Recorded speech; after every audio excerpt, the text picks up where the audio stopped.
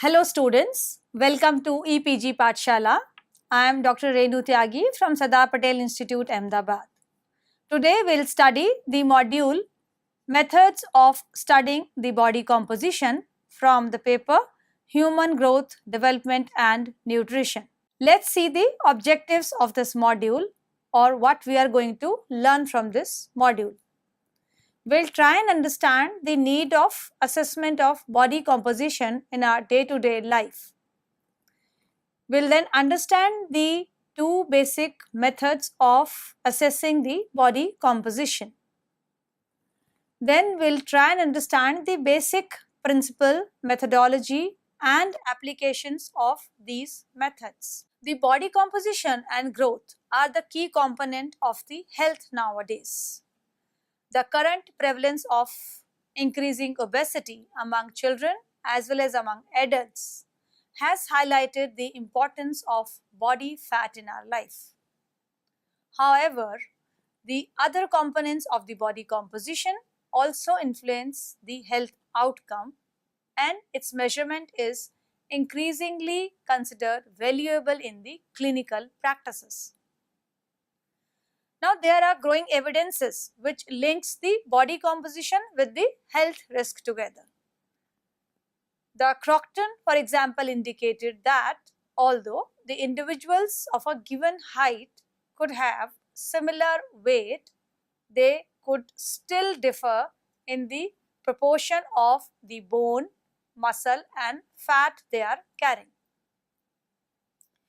Benke et al. Reported that excessive weight for height and age could be regarded erroneously among people as the obesity.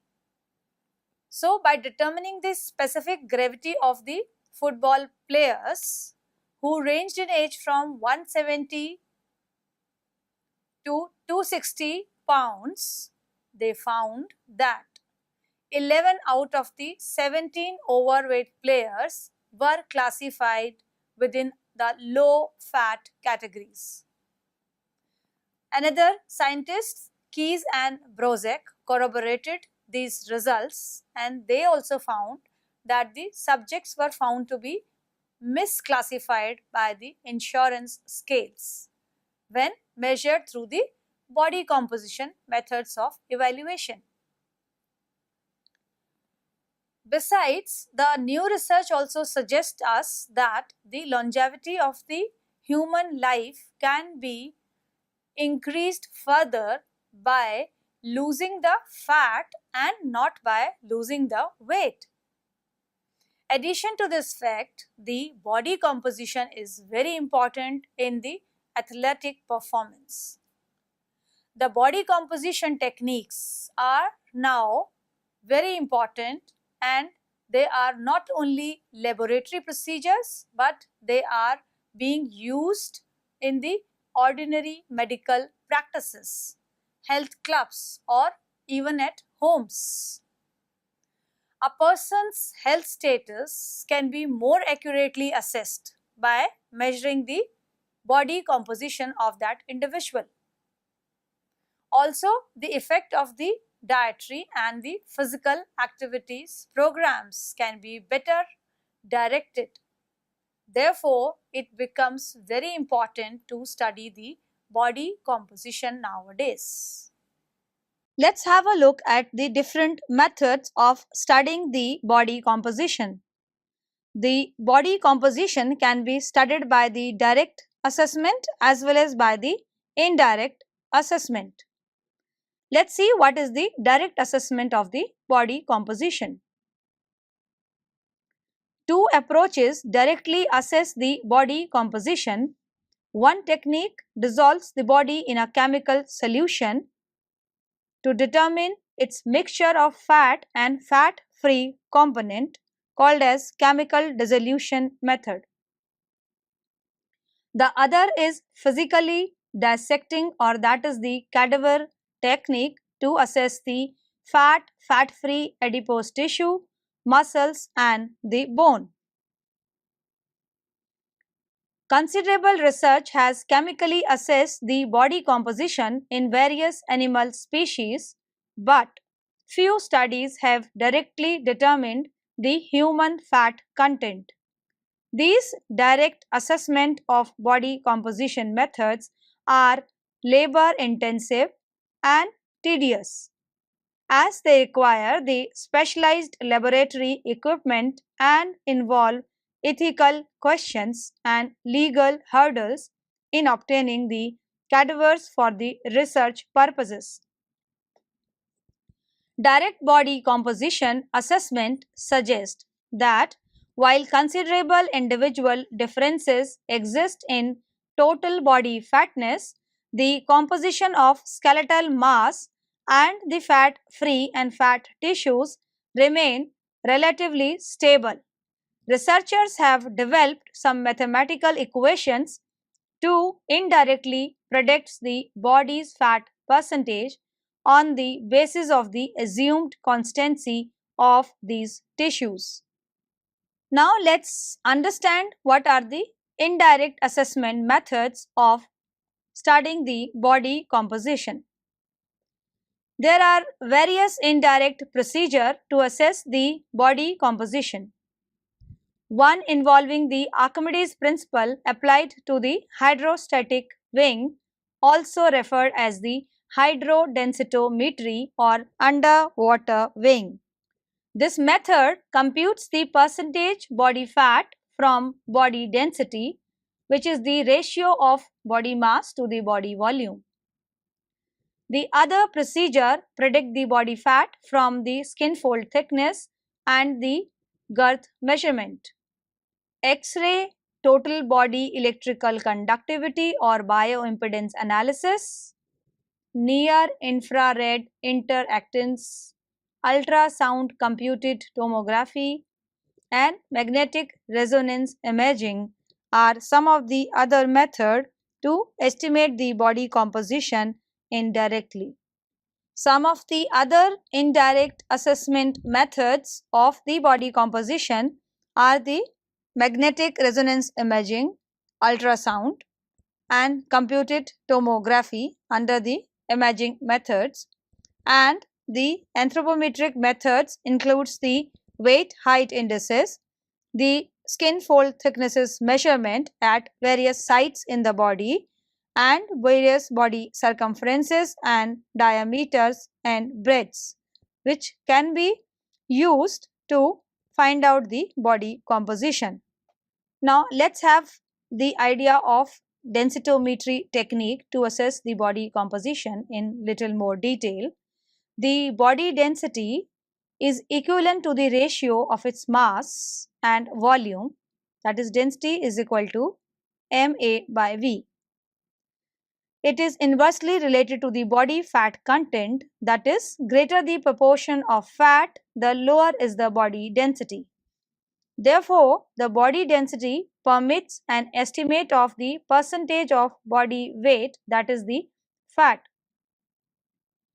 The term densitometry refers to the procedure of estimating body composition from the body density. It involves several methods, and one of the most widely used is the hydrodensitometry or underwater weighing. This method is basically used to measure the body volume. In this method, the subject sits in a specially constructed tank on a suspended chair or frame. This method required a high degree of water confidence, as subject has to exhale all the air before submerging in the water. After that, based on the Archimedes principle, it computes the body volume as the difference between body mass measured in air and the body weight measured during the water submersion.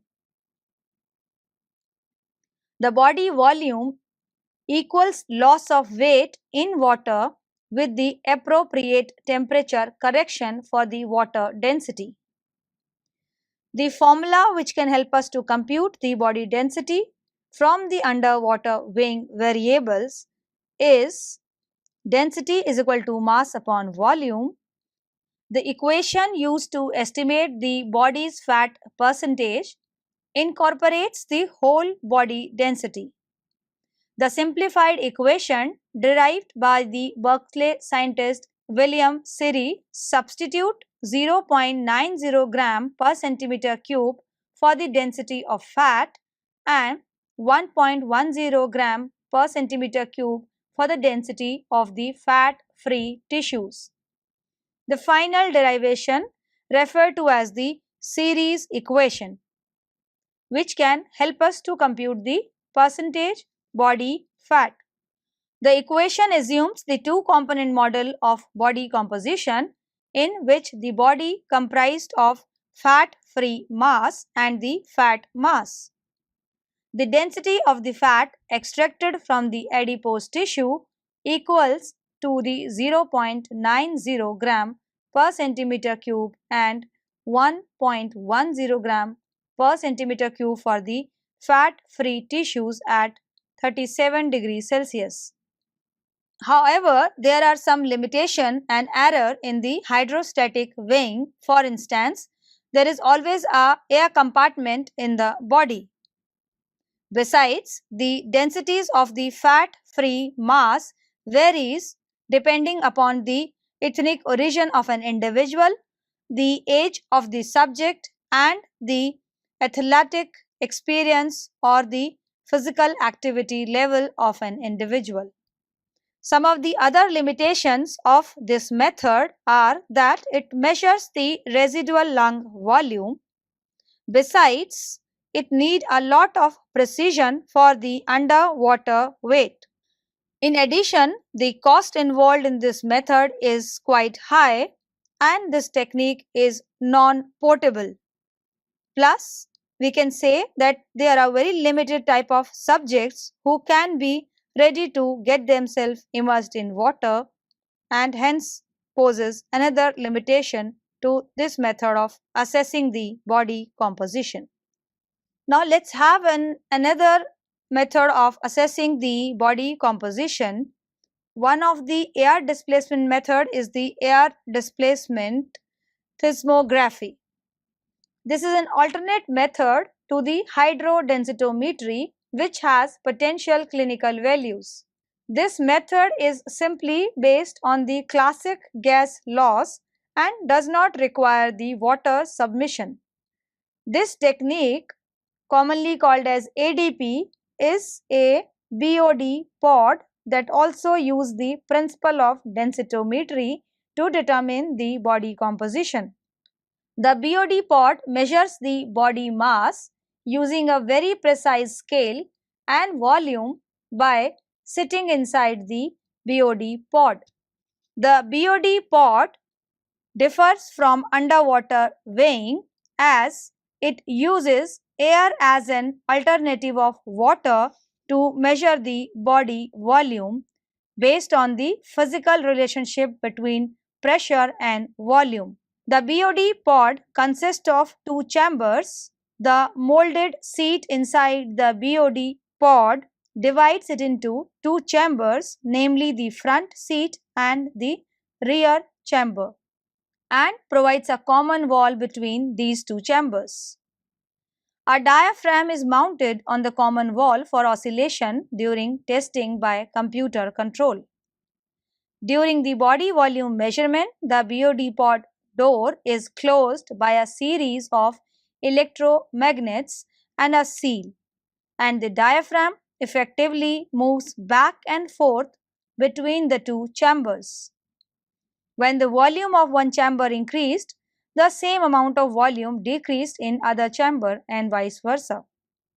The change in the volume affects the pressure in both the chambers, leading to the magnitude of pressure to change. During the body volume measurement, the subject is advised to breathe normally. Thus, the relevant measurement of lung volume for the BOD pod is not residual volume but the average lung volume during normal tidal breathing. This is much easier measurement to obtain and no difficult maneuver are required. To achieve optimal accuracy, the volume of air in the lungs must be determined, which may be done either by directly measuring the average thoracic lung volume or by using an estimated value based on standard prediction equations. The other method of assessing the body composition is hydrometry. As we all know that water is the largest compositional component of the body. It marks up to 70 to 75% of the weight at birth, but less than 40% in the obese adults. This method of assessing the body composition of the hydrometry works on the dilution principle. Dilution is a method to determine the total body water content, that is TBW, by administration of a tracer and measuring the tracer's concentration a short time later. After collection of the body fluid to measure the pre-dose background level, a tracer of labeled water, which could be tritium or deuterium or oxygen, is administered, and after a short period of time, another sample from the body is obtained. The total body water is calculated on the basis of measured dilution of tracer element and the assumed exchange rate of a tracer with non-aqueous compound. The limitation of this method is it's a high isotope and analysis cost. Besides, the time necessary for the preparation and administration of the sample is another limitation of this method. The precision of the total body water measurement depends on the analytical method as well as the dose of the tracer administered to the subject. In general, the mass spectrometric methods have been the most precise. Using the two isotopes, the precision is 1 to 2%. However, using the other analytical method, the precision is between 2 to 4%. The procedural variations, such as the physiological fluid selected for sampling equilibration time, the estimated correction factor for the isotropic dilution space, and the method selecting for assessing the labeled water may all contribute to the increased technical error, posing the limitation to use this method. In 1958, the Kulwich, Feinstein and Anderson correlated natural potassium concentration with the fat-free mass in the body. In human body, naturally distributed radioactive potassium present in three forms of isotopes, that is 39K, 40K and 51K. The total body counting or total body potassium measures the amount of potassium 40K in the body. Potassium is found almost entirely within the cell bodies. Measuring the amount of potassium in the body can provide us an estimate of body cell mass. And once the total body potassium is known, the fat-free mass can be calculated assuming some constant concentration of potassium in fat-free mass. To measure the 40K in human body, there are three general criteria. A gamma ray detector can be used and it can be placed close enough to the subject. The gamma detector used should have proper shielding to reduce the other natural cosmic and radioactive rays. Also, to identify the gamma rays among 40K, a computerized analyzer should be present in the system. The other method to assess the body composition is neutron activation analysis. The first demonstration that human body composition can be analyzed by using the neutron activation was reported 40 years back. These techniques are highly accurate for time-specific body composition, with a typical body scan occupying up to 1 hour.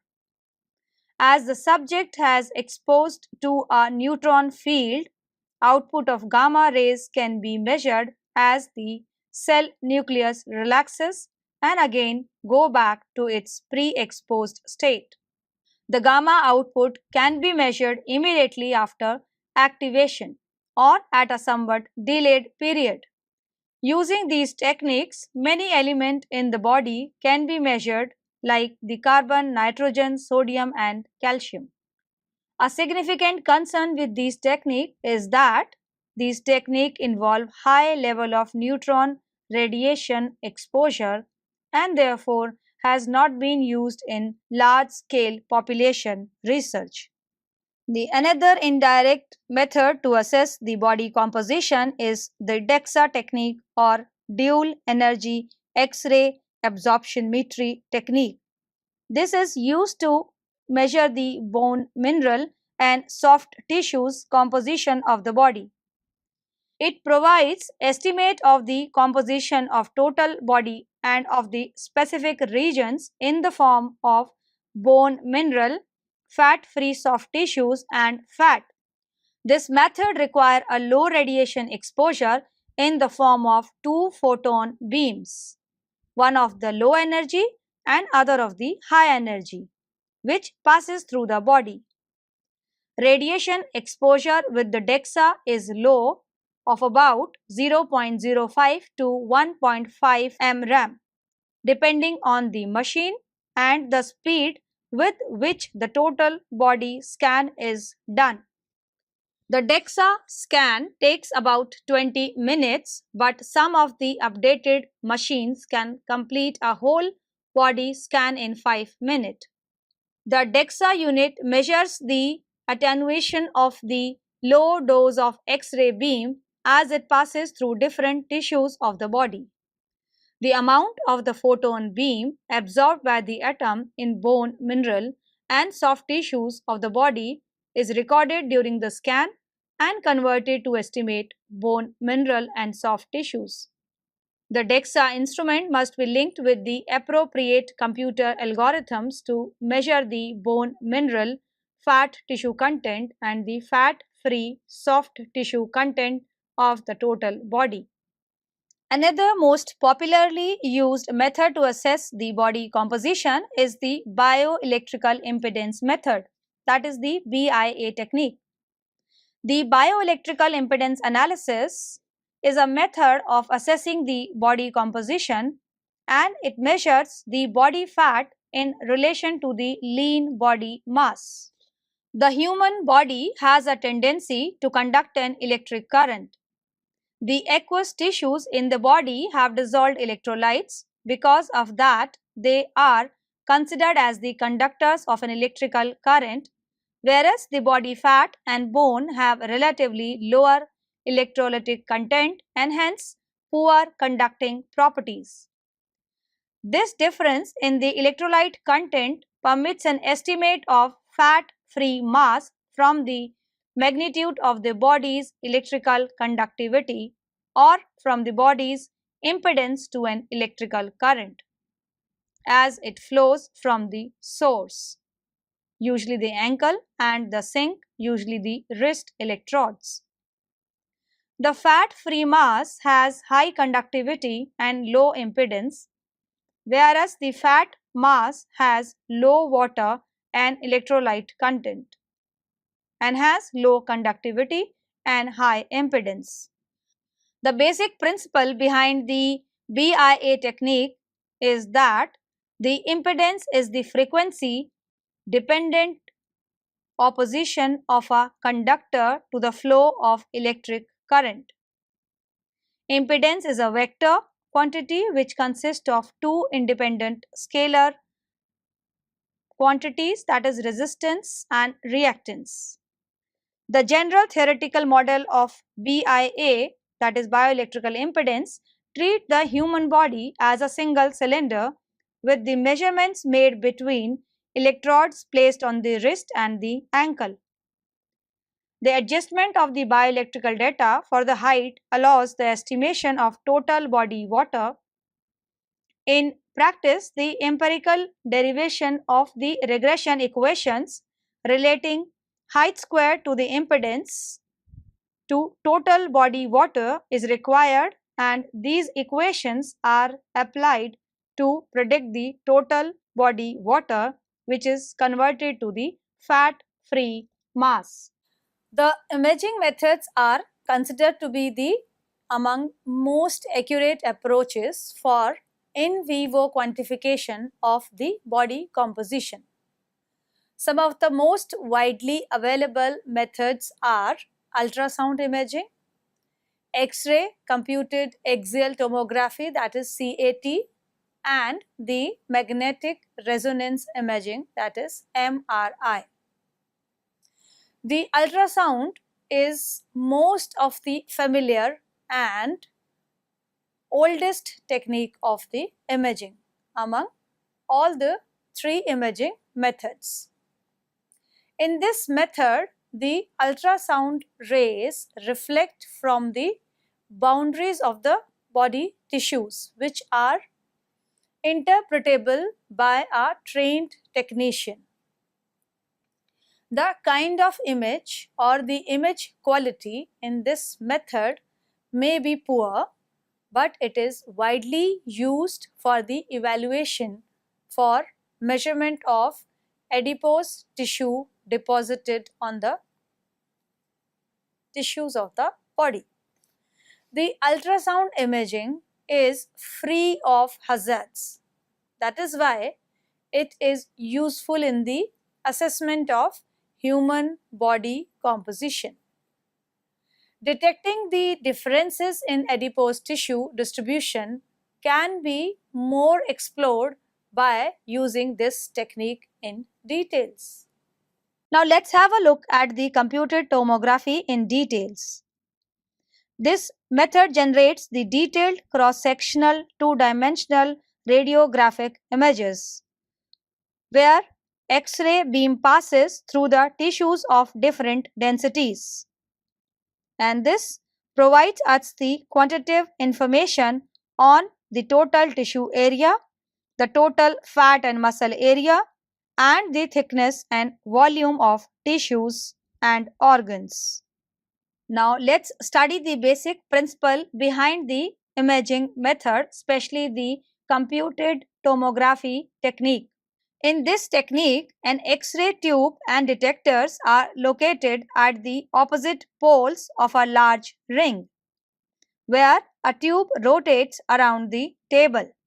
The subject is made to lie with arms stretched above his or her head.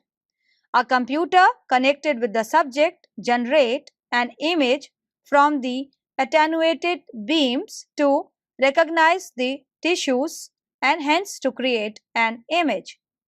Now let's have a look at the magnetic resonance imaging technique in more details.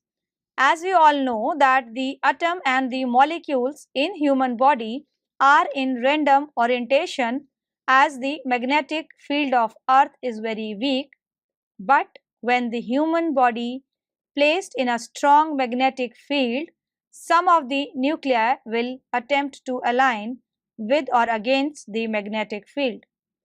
The hydrogen proton in particular have a high affinity for alignment with the magnetic field.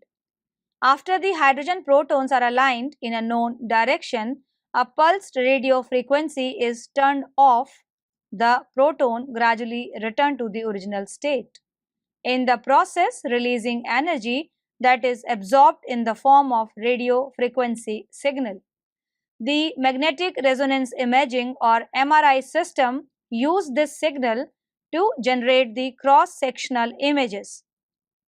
During MRI imaging, the subject must hold his or her breath to reduce the effect of respiratory motion on image quality. A series of images for whole body analysis can be acquired in less than 30 minutes. The advances in the scientific studies has made MRI a much more useful instrument for body composition research. A major advantage of the technologies like magnetic resonance imaging and the computed tomography is the lack of ionizing radiation. The radiation exposure is still a concern in long-term longitudinal studies with repeated measurements over time, and the study of children and women in childbearing period. While comparing the CT with MRI technique, the MRI method is slightly overestimate subcutaneous adipose tissue volume and underestimate the visceral adipose tissue volume. But the MRI can be considered sufficiently accurate for measurement of adipose tissue volumes in assessment of the body composition. The MRI machine can be clearly seen in this picture, which is used for the technique of imaging. Let's see how anthropometry can be a good tool towards the assessment of body composition. Decades ago, anthropometry was the only technique present for quantifying the body size and its proportions. The anthropometric measurements like the skin fold thickness, circumference, and body length and body width were used in developing the equations for predicting the body fat among people. The science of anthropometry provides the simple approach to body composition.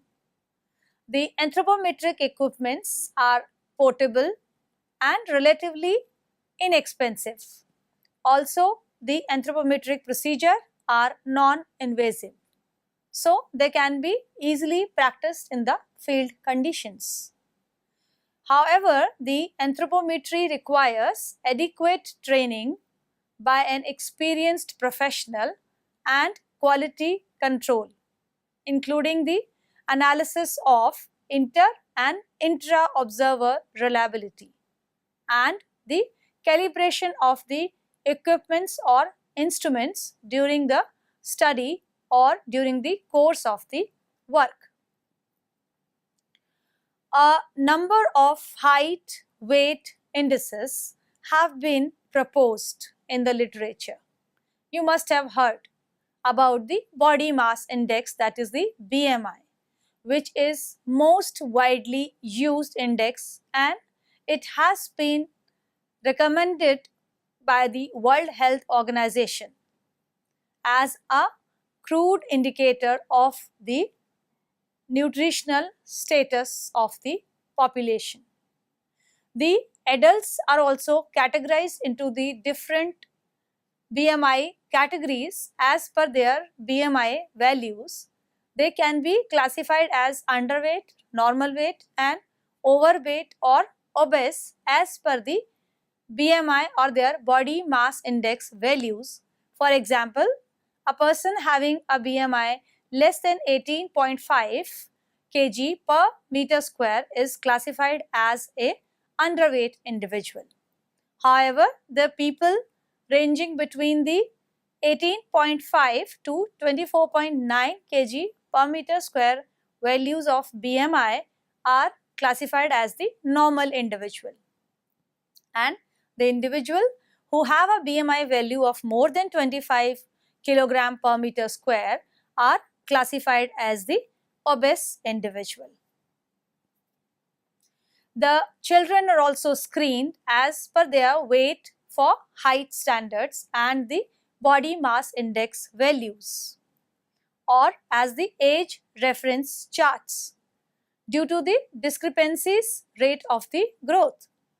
So it's used as the adiposity marker in identifying the individuals at risk of the metabolic disorders or developing the metabolic disorders. However, their utilization has been debated as a consequences of inability in distinguishing it from the fat-free mass. Now let's have a look at the height weight indices, which can be used to assess the body composition. A number of height weight indices have been proposed in literature, that is the body mass index, which is most commonly used to assess the body composition. The body mass index is the most widely used index and has been recommended by the World Health Organization as a crude indicator of nutritional status. The children can be screened as per the weight for height and BMI for age reference chart due to discrepant rate of growth. It is used as an adiposity marker in identifying the individual at risk of metabolic disorders. However, its utilization has been debated as a consequence of its inability to distinguish the fat mass from the fat-free mass. Let's have a look how the skin fold thicknesses can be utilized to assess the body composition. The skin fold thicknesses are widely accepted as the measurements of the body fatness because of the two reasons. Number one, they makes about 40 to 60% of total body fat. And number two, the skin fold thicknesses can be measured directly by using a well-calibrated caliper.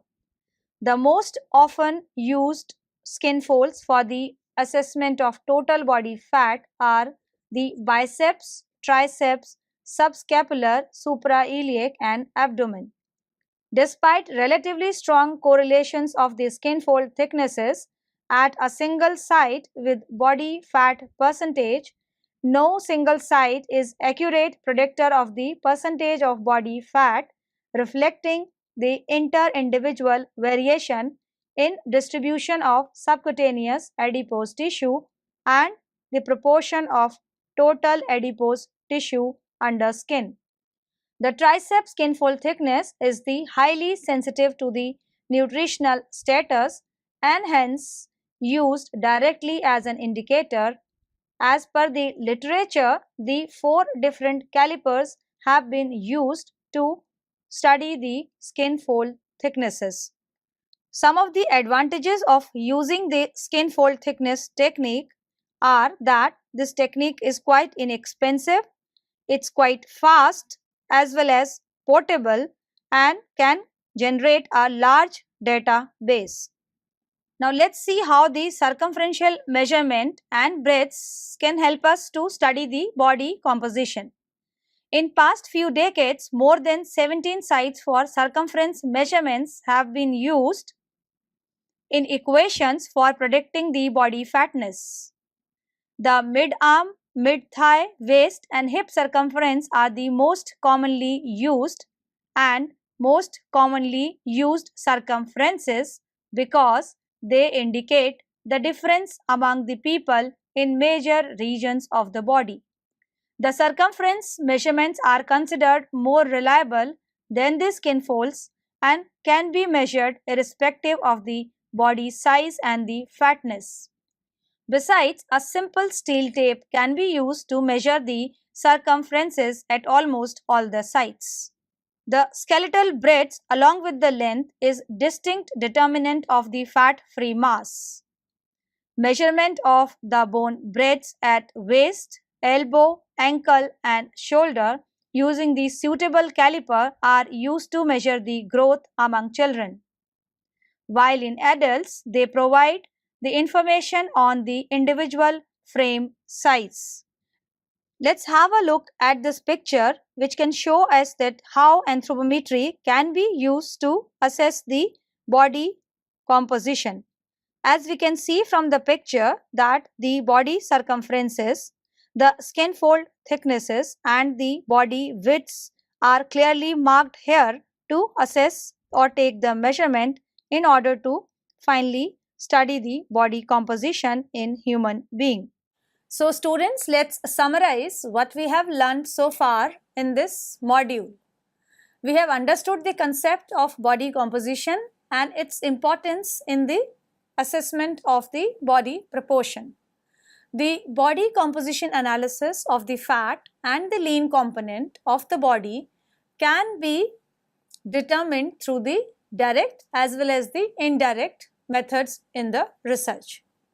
The direct methods include the cadaver analysis or cadaver studies, whereas the indirect measurement of the body composition can be the densitometric method, dilution method, total body nitrogen amount, total body potassium content, the X-ray method, computed tomography, or it can be magnetic resonance imaging, or it can be ultrasound method, it could be a electrical conductivity evaluation, it could be the photon absorptiometry, it could be the air displacement method, or it could be the anthropometric measures. However, after studying all these methods in details, we have realized that the anthropometry is the most reliable, most practicable and the economical method for the field studies. Thank you.